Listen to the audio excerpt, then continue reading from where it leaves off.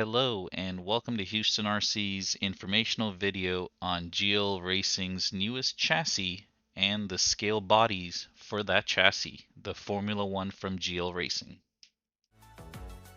GL Racing announced in October of 2024 that they would be releasing this Formula One chassis in December of 2024. The base kit costs $299.99 and includes the chassis, all the standard parts to finish that chassis, as well as a servo saver and front and rear wheels to finish your chassis. Here you can see on HoustonRC.net some of the features of this chassis. You can order your base chassis as well as the bodies and all optional parts associated at HoustonRC.net. This video's focus is on the bodies, the wheelbase of the body, as well as how it compares to some of the other common chassis and bodies that already exist from GL Racing. Each body is shipped in its own protective case, and using a Phillips screwdriver from the bottom of the case, you can release the body. There is a Lexan insert to keep the body from moving while in shipping. You can tell GL really thought this through. Even just the case and the paperwork, or almost like a thick cardboard box, looks beautiful. Check it out. The included wheels and tires that come with the body are for decoration only, but they do move freely. The body is what we're seeing a lot of folks order.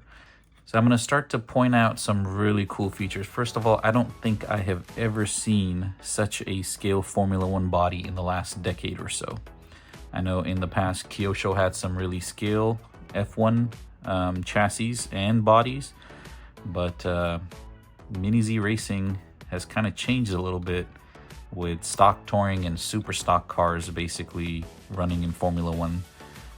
This one is a true Formula One car. I like that GL Racing actually went from ground up and built this. So let's cover some of the details of the body.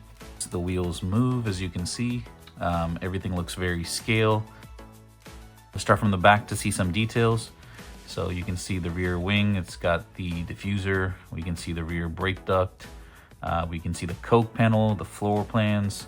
We can see the floor edge. You can actually feel it. And you got the side pod.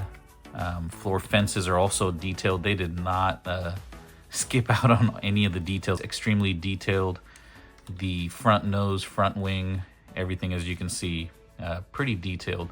Let's take a look at the underbody. So again, this is the roller, which basically just means it's a display-only roller. So these wheels actually, GL would prefer if you did not try to break and take these out. These are for decoration only. For racing, your kit will come with its own wheels and tires that you will put on. And let me be very clear, the kit includes wheels. If you bought your kit from Houston RC, then you get tires for free, but otherwise you can just buy those tires, and you can run GL tires, Marca tires, PN tires, Reflex tires, all sorts of tires, as long as it's 14 millimeters in the back and I believe 11 millimeters in the front. I'm sure some of the people will try 8.5s in the front as well. So this is one of the bodies. There will be 4 bodies like this offered. You can see one in the background. That's number 001. The one in my hands is 002. Kind of also wanted to show you guys what it looks like once the body's off. Taking the body on and off may seem challenging at first, but once the body is nice and loose, it should be easy. There is one mount up front by the nose, 2 body mounts in the middle, and 2 body mounts in the rear. A lot of guys will take the body off and put it on their chassis, and a lot of guys will wait for the Lexan options to come out so they can start racing these. This is a 123 millimeter chassis on paper. We're going to show you guys how that compares to some of the other offerings of the typical Mini Z racing scene, such as 98, 102, and then some not so common ones, such as 100 millimeter or 114 millimeter. So stick around to watch that. Okay, so I'm gonna try to show you guys the difference. I know a lot of the comments we got was 123 millimeters. It's gonna be too long for RCP tracks. It won't turn tight on house tracks that are 30 centimeter RCP tracks. I don't think so. Let me kind of show you guys what I'm talking about. So first off, let's take one of the most common wheelbases in the Mini Z scale. It's called 98 millimeters, very typical in GT racing, stock touring, 2500, 3500 classes. So this is, again, made by GL, a beautiful Porsche 911. This is the number 20. As you can see, it doesn't look like it's that much smaller. Again, to properly do the wheelbases, you can match up the wheels, but I feel like they always mispresent because this is obviously on the F1, you've got more up front. So I'm gonna just try to line it up like that, and so you guys can see where the differences are. So this is what it looks like next to a 98 millimeter. Next, I'm going to show you what it looks like next to a 99 to 100 mil, and that's the confusing McLaren. These are sold as 98, but if you actually sit down and measure, they can fit on an LM pod as well as an MM pod. We've got several racers at Houston RC that run these on 98s as well as 102 millimeter, and they just either slightly Dremel the rear wheel fender, and some do it on the rear, some do it on the front to make it work, but they love it. This is a very popular body, and as you can see, this is how it looks right next to the F1 chassis.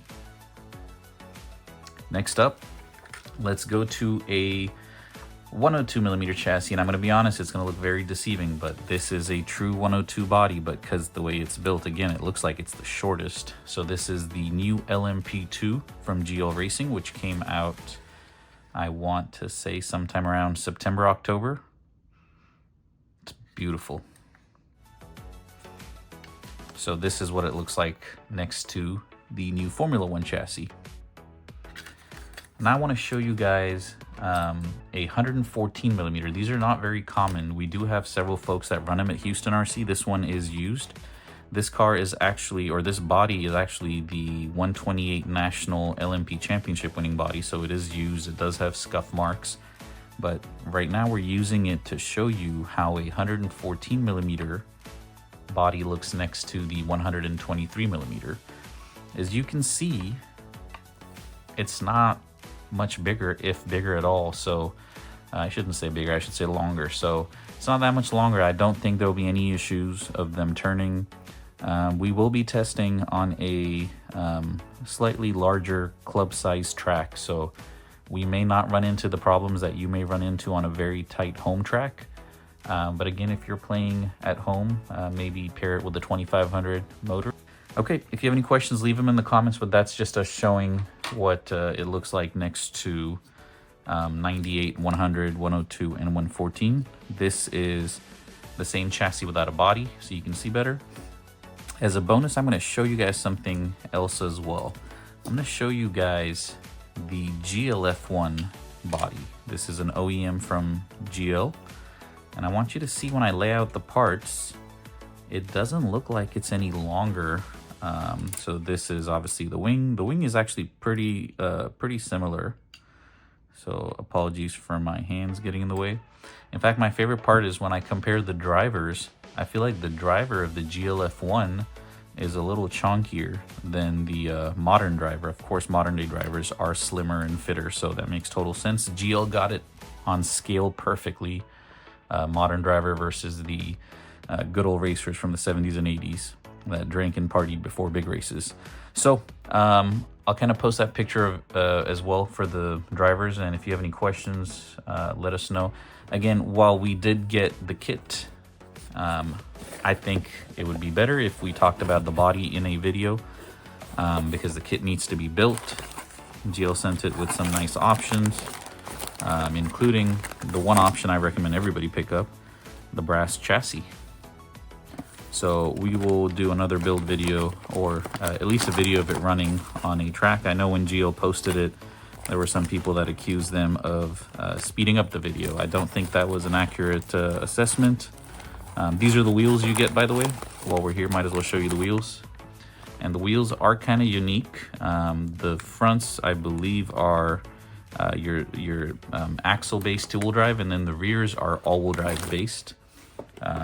Anyways, if you have any questions, just post them below. We are in conversation with GL daily and can get them answered quickly, but most importantly, correctly. We have heard lots of random things, and we prefer getting our answers directly from GL. These bodies are roughly $75. The base chassis kit is $300, and we think this is a home run from GL Racing. If you're interested in buying these, check out houstonrc.net. Our shipment is on the way, and we hope to get all our kits to our customers in the month of December. As always, thank you for watching. If you'd like to see further videos of this chassis running or a build guide, please hit like and subscribe and leave a comment. Based on how many people are interested, we may do an in-depth build video, or at the very least showing what we are running in terms of electronics and how it runs on our track.